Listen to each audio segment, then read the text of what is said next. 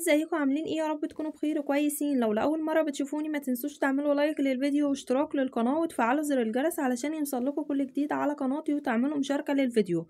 لو حابين بقى تاكلوا احلى كيك كده مع كوبايه شاي، ما شاء الله الكيك ده حلو قوي جنب كوبايه الشاي كده، تاكلوا بيه احلى كوبايه شاي كده وتشربوها.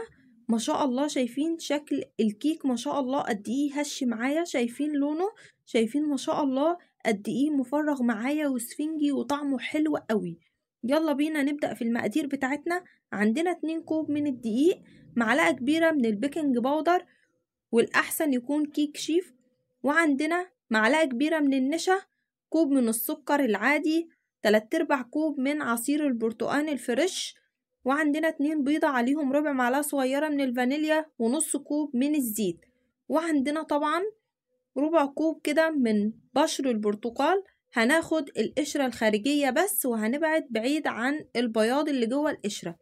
وعندنا كده قطعتين أو 3 من قشر السفندي بيديله طعم حلو قوي في الخلاط، وهننزل بكل المكونات على بعضها كده زي ما انتوا شايفين. وبعد كده هضربهم في الخلاط او في الكبة لمدة 5 دقايق. بعد 5 دقايق قلبت الدقيق مع البيكنج باودر ومع النشا، وبعد كده نزلت بخليط الكيك اللي انا ضربته في قلب الخلاط.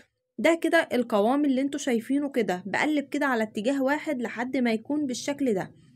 ببدأ أجيب صينية مقاس 20 في 30، وأهم حاجة ببطنها من قاعدة الصينية بس، ما بجيش جنب الطروف زي ما انتوا شايفين كده. بدأت أبطنها بمعلقة من السمنة أو بمعلقة من الزيت أو بمعلقة من الزبدة ومعلقة من الدقيق. بطنتها كويس وما بجيش للطرف بتاع الصينية علشان الكيك بتاعي يكون حلو وما يكشش معايا.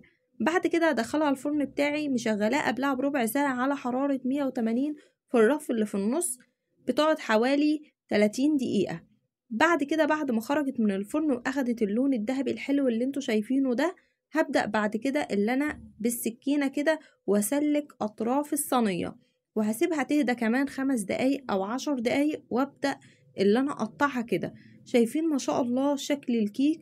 ما شاء الله طعمه حلو قوي.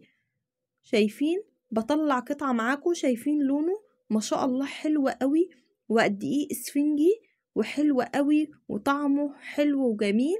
وهتعملوه في البيت وب2 بيضة بس، هتعملوا احلى صينية كيك تاكلوها جنب كوباية شاي كده. شايفين ما شاء الله شكل الكيك وحلاوته؟ شايفين لونه من فوق ومن تحت؟ ما شاء الله شايفين الكيك قد ايه اسفنجي ولونه حلو وهش قوي؟